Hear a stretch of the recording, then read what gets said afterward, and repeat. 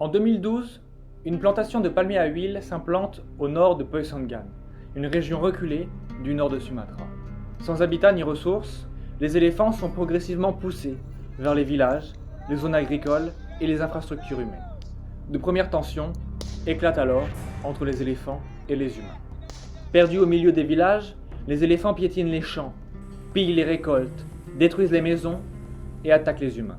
En face, les villageois tentent de protéger leurs terres par tous les moyens. Feux d'artifice, explosifs, poisons, clôtures haute tension. Mais la situation empire. Les éléphants entrent au milieu des villages. Les habitants se barricadent chez eux. Un cercle vicieux de violence se met alors en place. Un soir, un père de famille part surveiller sa plantation de café. Il prend son scooter, démarre et s'engage sur un long chemin en terre. Seule la lumière de son phare à quelques mètres devant lui l'aide à se repérer. Alors qu'il arrive sur son terrain, un éléphant de 4 tonnes surgit sur le bord de la route à seulement 5 mètres de lui. Sa famille retrouvera son cadavre piétiné le lendemain. Un autre soir encore, des agriculteurs se réunissent pour surveiller leur terrain. Mais pris de panique face aux éléphants, ils s'enfuient dans tous les sens. Et l'un d'eux tombe face à un éléphant au milieu des buissons. Sous les yeux même de ses amis, il se fera tuer en hurlant de douleur. Un à un, les éléphants sont empoisonnés, électrocutés, abattus par des agriculteurs démunis et excédés. Les conflits déciment lentement les derniers éléphants de la région et menacent la survie des communautés locales. Et pourtant, il subsiste encore un espoir, celui d'une coexistence apaisée entre pachydermes et humains. Car il ne s'agit pas d'aimer ou de détester les éléphants, ni de les protéger ou de les éliminer. Ni les habitants, ni les éléphants ne prennent plaisir à être agressifs et violents. Tout le monde rêve d'une coexistence saine entre pachydermes et humains. Pour la première fois, des actions concrètes ont vu le jour pour les éléphants et les habitants. Des patrouilles, des outils doux et efficaces, des systèmes d'anticipation, des efforts quotidiens pour repousser les éléphants des zones de conflit et assurer la sécurité des animaux et des agriculteurs. Ces actions, reprises directement par les habitants, leur ont redonné motivation et espoir. Leurs habitudes du passé laissent progressivement place à des méthodes douces et efficaces sur le long terme. C'est tout un combat, et ce combat que je mène avec Arapandi Gadja, je veux vous le raconter et vous montrer que des actions concrètes peuvent nourrir un nouvel espoir pour les éléphants de Sumatra.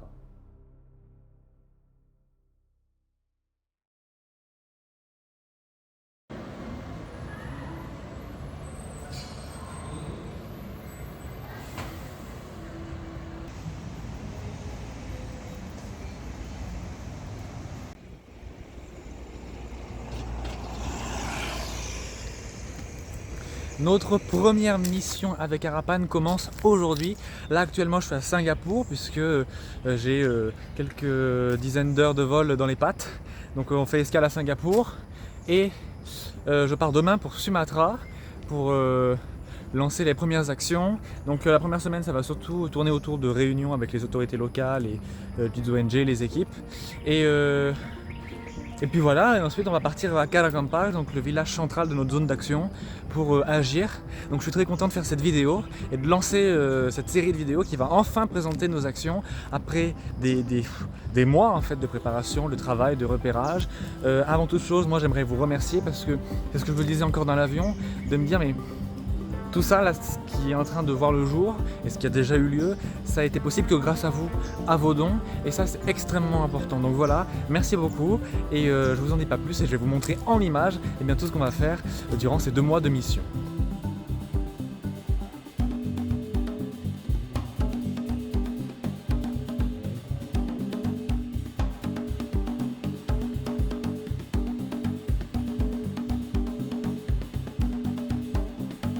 Après avoir fait escale à Singapour pour la nuit, direction Medan à Sumatra. Le programme de cette première semaine, récupérer le matériel pour les équipes, rencontrer les autorités locales et faire le trajet jusqu'à Karagampar. Je suis à Medan, donc dans le nord de Sumatra. Je pars demain à Banda Aceh Donc voilà, tout s'est bien passé en termes de voyage. Je suis très content de revoir l'Indonésie. Et voilà, aujourd'hui le seul bémol que j'ai eu, c'est que j'ai appris que les talkie-walkie, qui font partie de l'équipement qu'on va apporter aux gardes, ont pas été, enfin la livraison a été annulée. Donc du coup je vais voir à Medan justement pour en trouver, en apporter aux gardes. Et normalement on aura tous les équipements nécessaires à apporter aux équipes donc, de Muslim, qui est le manager des gardes avec lesquels je vais travailler. Pa Muslim est le leader local de la protection des éléphants à Karangkampar. Né dans le village, il a œuvré dès 2012, lors des premiers conflits avec les éléphants, pour aider les habitants à repousser les animaux et éviter à tout prix de les tuer.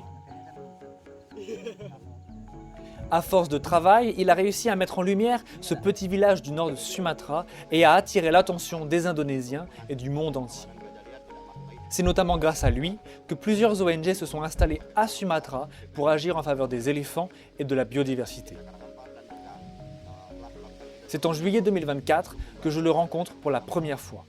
Depuis, nous avons échangé longuement et réfléchi ensemble au lancement des premières actions de Harapan pour réduire les conflits sur le long terme.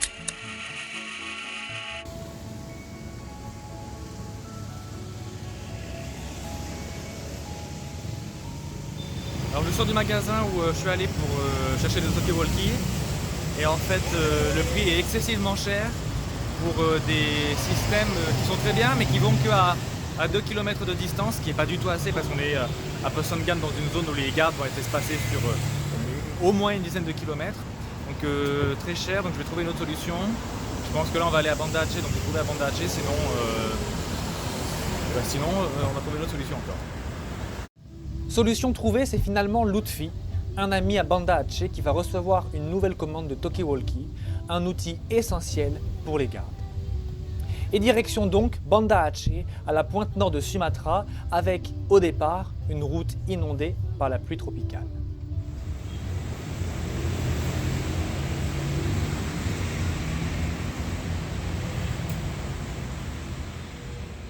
Alors me voilà maintenant à Banda Aceh, donc dans le nord, pointe nord de Sumatra, qui est la plus grande ville, la plus proche de notre zone d'action à Pasangan. Je suis parti donc de Medan, je devais partir à 14h et avec le quart d'heure indonésien, en fait la navette est passée à 18h. Donc ça a fait un petit peu de retard et on a roulé pendant 12 heures, donc je suis un petit peu fatigué. Là on vient d'arriver, il est 6h30 du matin, j'ai pas beaucoup dormi et je vais pas vous cacher que là c'est ce que je vais faire immédiatement parce que à midi j'ai une première réunion, c'est pas quelque chose de très important heureusement, c'est juste une première présentation avec une petite équipe avec laquelle je vais être en contact pendant toute la mission. Donc voilà, je vais dormir et puis je vais me mettre du café en intraveineuse et puis ensuite je serai suffisamment prêt pour faire cette réunion. On aura aussi le matériel à aller chercher. Alors justement le matériel dont je vous parlais dans la vidéo sur notre deuxième grande action, l'équipement des gardes, le matériel aussi sur la troisième grande action avec notamment les alarmes fence. Donc on va aller chercher tout ça aujourd'hui. Et la mise au point sur les talkie-walkie qui sont les éléments les plus importants pour l'équipement des gardes. Donc à Medan c'était beaucoup trop cher ce qu'il y avait en magasin pour des éléments qui n'étaient pas non plus au top. Donc on a trouvé une solution, on les fera directement arriver dans la zone d'action, donc près de Karangkampar, là où je vais loger, enfin là où on va agir. Donc tout est réglé. Et maintenant je vais, du coup comme j'ai dit, dormir 4-5 heures et puis on enchaîne. Première réunion quelques heures plus tard avec Flying Elephant Camp, une petite ONG locale travaillant justement à Karangkampar pour aider les habitants à faire face aux pertes financières causées par les éléphants. Flying Elephant Camp aide notamment le village à diversifier ses activités économiques. Au programme, présentation de Harapan di Gajah, de nos objectifs et de nos actions. une rencontre informelle pour mieux connaître nos partenaires locaux et faciliter la synergie de nos actions respectives.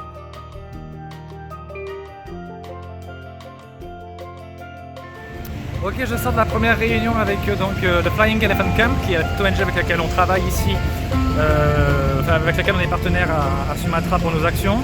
Ça s'est super bien passé, le contact est très bien passé de suite. On a les mêmes objectifs, donc c'est super. Après, on a vraiment 2 axes de travail différents. Et donc très content de cette première réunion, de cette rencontre. Et voilà, ça ouvre très bien notre séjour ici et notre travail ici, donc c'est super. Et là, on va aller récupérer du matériel pour faire les alarm fence, dont je parlais dans la vidéo 3, enfin sur l'action 3. Et puis voilà, demain rendez-vous, enfin un meeting avec le département des forêts, le département des forêts locales. Et le lendemain, on part à Karagampar, dans les villages.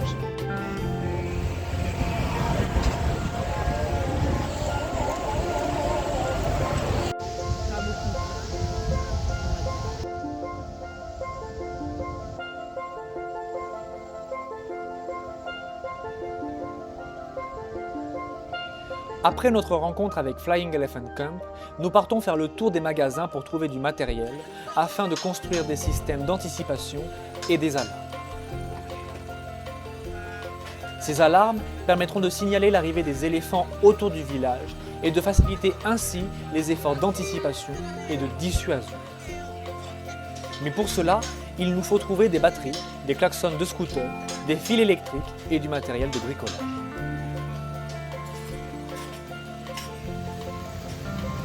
Donc on vient de récupérer les batteries, les klaxons, donc le matériel pour faire en fait construire des alarmes autour des terres des habitants. Là je vais chercher le reste du matériel. Et donc je suis à Banda Aceh, vous voyez que ça roule beaucoup. Et là en fait, juste là, voilà, il y a un panneau qui est écrit en indonésien Evacuation Route, qui est donc une route de sortie à suivre en cas de tsunami ou de tremblement de terre. En fait, Banda Aceh, c'est, vous savez, la ville qui a été dévastée par un tsunami le 26 décembre 2004. C'est quelque chose qui a ému une grande partie du monde, avec avant tout bien sûr les habitants de Banda Aceh et les Indonésiens. Donc ici, il y a tout un tas de protocoles et de mesures qui ont été mises en place en cas où de nouvelles catastrophes naturelles de ce genre. C'est peut-être le cas dans d'autres villes d'Indonésie, même très certainement le cas. C'est vrai que Banda Aceh, c'est en tout cas ce que moi je connais ici. Voilà pour la petite histoire.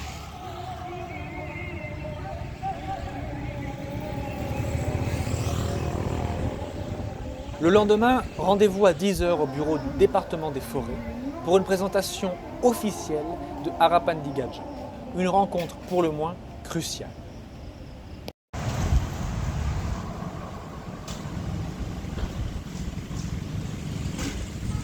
Je sors tout juste de la réunion avec les autorités locales, avec BKSDA Aceh, donc le département des forêts de la province d'Aceh. Ça s'est très bien passé, donc c'était surtout une réunion de présentation.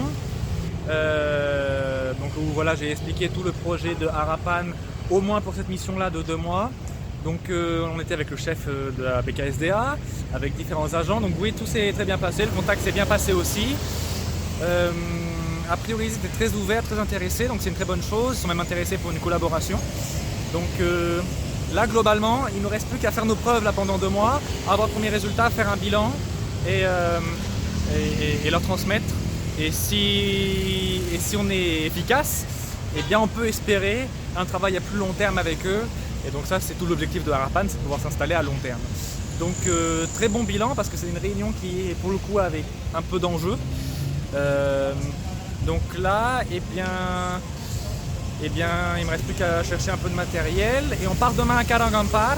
On fait un arrêt dans un petit village à côté qui est à 1h30 de Karagampar, un village qui s'appelle Bener Meriah. Présentation aussi de Harapan, même réunion qu'aujourd'hui, avec d'autres personnes. Et ensuite, arrivé à Karagampar, on va s'organiser un petit peu avec Muslim, avec Pak Muslim qui est le manager local des gars avec lesquels on va travailler. Donc, il n'y a plus qu'à quoi.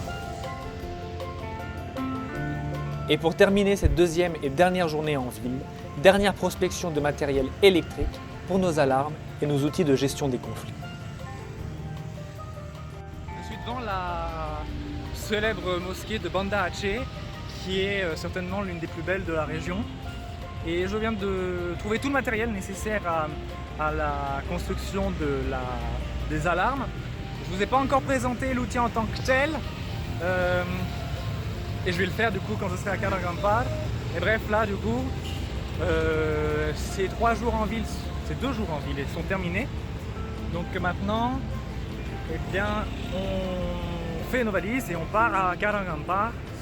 Bref, on avance, c'est une bonne chose. Et maintenant, on agit.